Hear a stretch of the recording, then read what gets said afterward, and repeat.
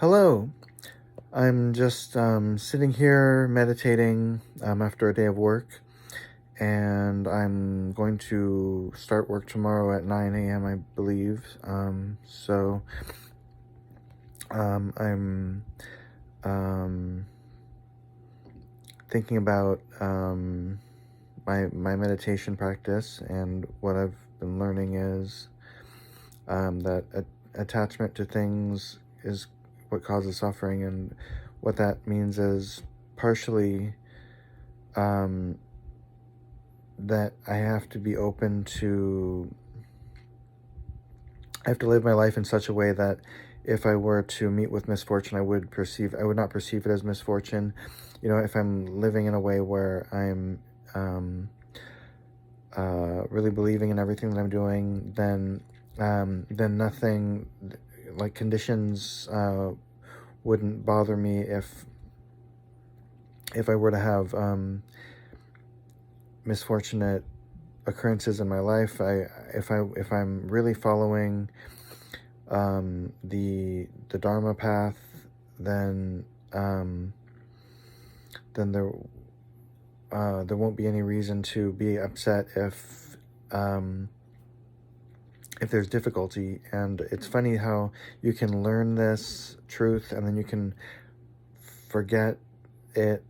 You can basically like realize enlightenment, and then you can forget enlightenment and then realize it again. That's something I heard Ken Wilber talking about, that you can actually like access integral states, but then not make them into stages properly as you should.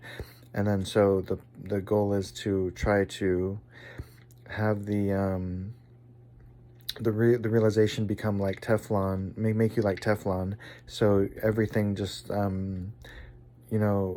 slides off of you, and you don't get attached to any one thing. And it's really stupid kinds of thoughts. Like the reason it's one of the thoughts is like I've been wondering, do you have to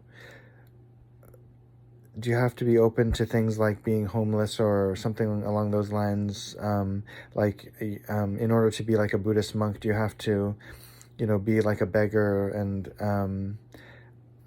because I never really thought of it that way.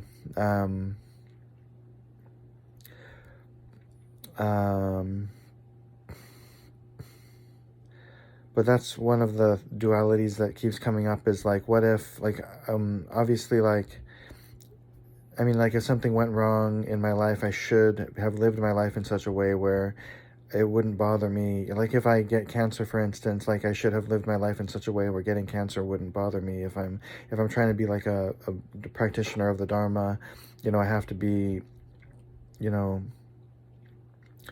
focusing.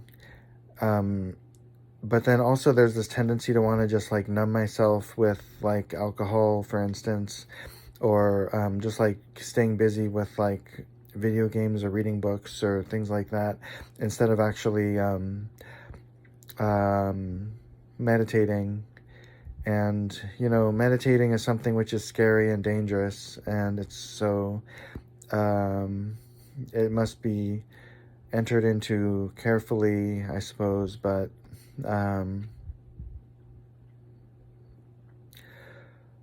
like there was a time when I had stabilized Samadhi, or whatever you call it, and I was very much in a deep meditative state, like all day, every day, for many days in a row. And so one of the things you realize when you do that is you don't need to actually even like practice zazen, because you're all the sitting meditation, because you're always already doing it. So in some ways, like Alan Watts said,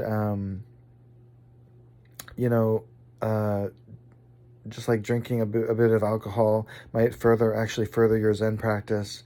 It's kind of like a joke, but it's sort of true. Like if like a little bit of alcohol kind of to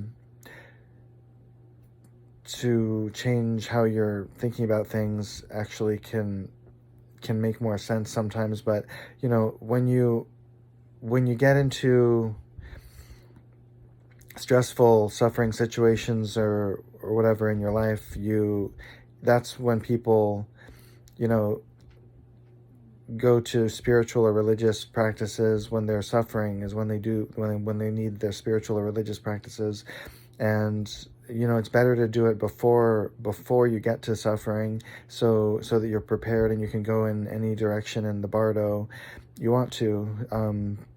So I mean, in one sense, if you've, like what someone named Peter Brown said, once you've like realized enlightenment, you don't really have to access it, because that you will, that it's there, and that that you can access it even if you don't necessarily do so. I'm just trying to learn about, I'll just say, Zen meditation. And I'm really curious about A Course in Miracles, because I've heard a lot of good things about A Course in Miracles. I guess that's a book,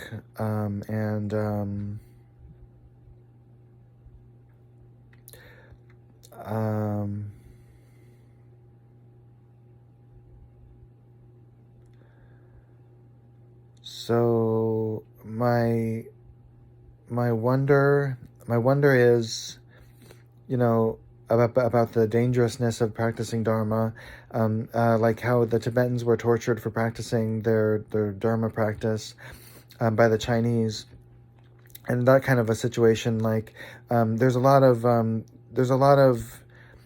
problems with spirituality and religious practice in general. It's like a very contentious topic, and so there's because you're talking about like the essence of all meaning itself, sort of. So like, and it's real also. It's not like just make believe, but there is like something which is called meditation, which most people never access and maybe never will access.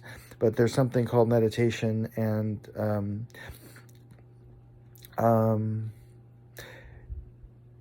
if you can practice Buddhism in this society, I'm just wondering, can you practice Buddhism in this society? Because this society, I mean, the integral people would say that you can, but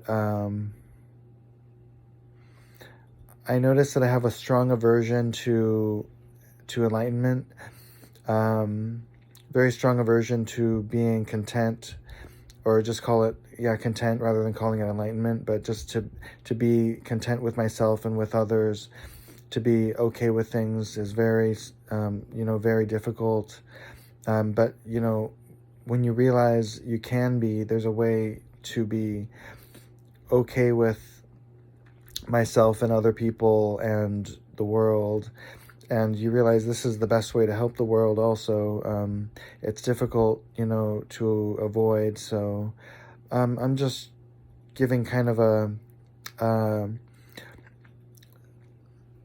summary of my Zen meditation practice. So this is all I have to say for now, I guess. Thank you.